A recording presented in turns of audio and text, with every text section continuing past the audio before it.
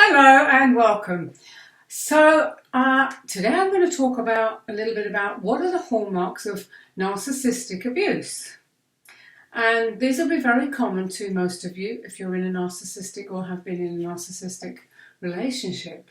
But I also know that there are some people who are just getting started on finding out, and this is particularly useful for someone if you aren't sure if you're dealing with a narcissist.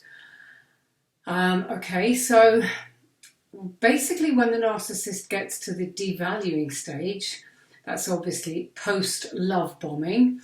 This is when it all starts to go wrong. This is when the nasty, as I call it, really begins. And that's when all these hallmarks start showing up.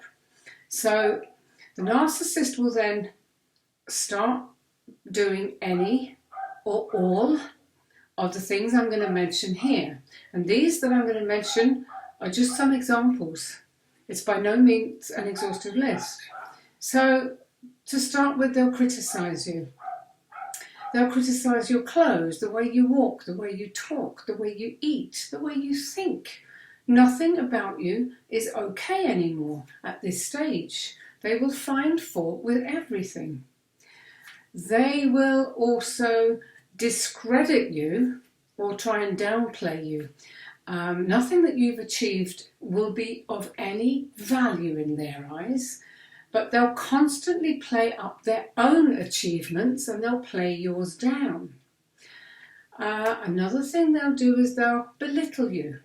They'll make you feel small and inferior and worthless by ignoring anything you say, or rolling their eyes, or butting in with their own glory story, because what you have to say is of no interest to them, okay? They will also mock you. They'll do their best to make you think that you're stupid and a waste of space, okay? Not pleasant. Now, something else they'll do is they'll bring up intimate or personal stories that you've shared with them that they really shouldn't do, but they'll do it. So for example, one client that I worked with who had shared details with her narcissist about sexual abuse that had happened to her when she was a child, he threw this into her face several times, and he would say really hurtful, cruel things to her, like it's your own fault, you asked for it, you know, you've always just been a whore at heart. And the thing that's so horrible about this is that if you have been sexually abused, that plays havoc with your sense of self-worth and who you are and your perception of your own value. And typically you do feel that you deserved it, you asked for it, it was your fault. Maybe you're still blaming yourself for that. And you may have worked hard to get over it and think you've recovered, and then you share it with someone who you think loves you and you've fallen head over heels with, and then they throw that back in your face. You don't think, how freaking dare you? You automatically take that into yourself emotionally as, oh my God, there it is again. It was my fault. I deserved it. So you're actually allowing that to reinforce that feeling you have about yourself, that you're not good enough and that you deserved it. So it's really powerful when they do this, and it really, really hurts you, and it further devalues you, okay? Basically, with a narcissist, nothing is sacred, and your secrets are never, ever safe with a narcissist. Unfortunately, by the time you come to know this, it's already way too late. The only value in it now is knowing for future reference, so that you learn all these hallmarks and you don't fall for them again. And you don't trust someone until you absolutely know that you can, okay? So another one of their hallmarks is they will lie to you. They are pathological liars. They'll lie to you about everything and anything. I often say they cannot tell the truth without lying, because that would be too easy and normal. They have to fancy it up, twist it around and lie about it. They'll tell you lies about your friends. They'll tell you lies that your friends and family have said about you. They lie about where they were, who they were with, what they've been doing. Everything they will lie about. They will also try to control you, and they'll try to isolate you from family, friends and anyone who's important to you. They'll try to stop you going anywhere without them or without their permission. They'll check your phone and your emails, because basically they don't believe that you have a right to any personal space or privacy. So they will invade all of it. Okay?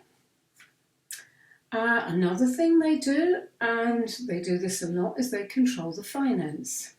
They honestly believe that what's yours is theirs, and they have no conscience about bleeding you financially dry. And I have heard multiple stories from women I've worked with and talked to about how they have been financially destroyed by their narcissist and how hard they had to claw their way back. So, if you're dealing with a narcissist, one of the first things I'd say is try and get back control of your finance, because they will suck every last penny out of you if you don't, okay? They will steal, they will lie, and they will cheat you out of every cent they can get their hands on, and they'll leave you financially and emotionally broken. Then there's projection, and they all do this. They take all their own nasty characteristics and they accuse you of doing or being these things. And they have no conscience about it whatsoever. Actually, it would be really, really hilarious if it weren't so bloody tragic. Because what happens when you see this in action is you're thinking, are they kidding me? That's what he's been doing, or that's what she's been doing all this time. And now they're saying it's me. WTF! Don't want to swear, but you know what I mean? That's what you're thinking. But this is what they do. And they have no conscience about it. Another big thing that they will do, that's also really, really cruel after they've love-bombed you and groomed you and got you trauma bonded to them, or they've got you bonded to the point that you are so in love with them, is they'll then start withholding affection and sex from you. Now, back in the beginning, you felt loved and cherished and sexy and you had amazing sex. Now, there's no physical contact at all and you feel unattractive and rejected. If you try to initiate sex or even a cuddle, they'll brush you off, or they'll tell you you're a nymphomaniac, or that you're disgusting, or that you repulse them. Being physically rejected in this way really cuts to the core of your being, but they do it all the time. It's another tool in their arsenal to cause you emotional pain. And of course, they cheat on you. In their constant quest for more narcissistic supply, the narc is basically never satisfied with one relationship. You may have seen me talk on a recent live where I said, why is it never enough for a narcissist? Because it isn't. They can never get enough. So he or she will generally be, not always, there are exceptions, but generally they will be a serial cheater with often several relationships running at the same time. And if you catch them out, if you get absolute concrete proof, you catch them out, guess what they'll do? They'll turn it around and they'll blame you. It will be totally your fault and you made them do it, no matter how illogical that all seems, okay?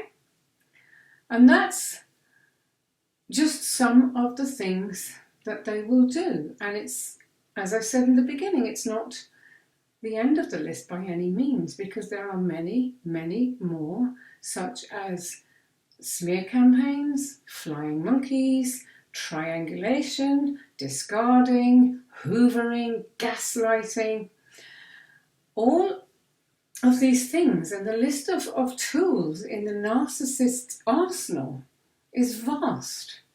And you're up against a formidable opponent. But there is a way out, and healing is possible. So how many of these have you experienced in your relationship? Most of the women that I've talked to or worked with recognize all of them and have experienced them all at some stage of the relationship. So if you're going through this type of abuse right now, ask yourself, firstly, how long have you been putting up with this kind of treatment? And then ask yourself, do you really want to remain in this relationship? Okay?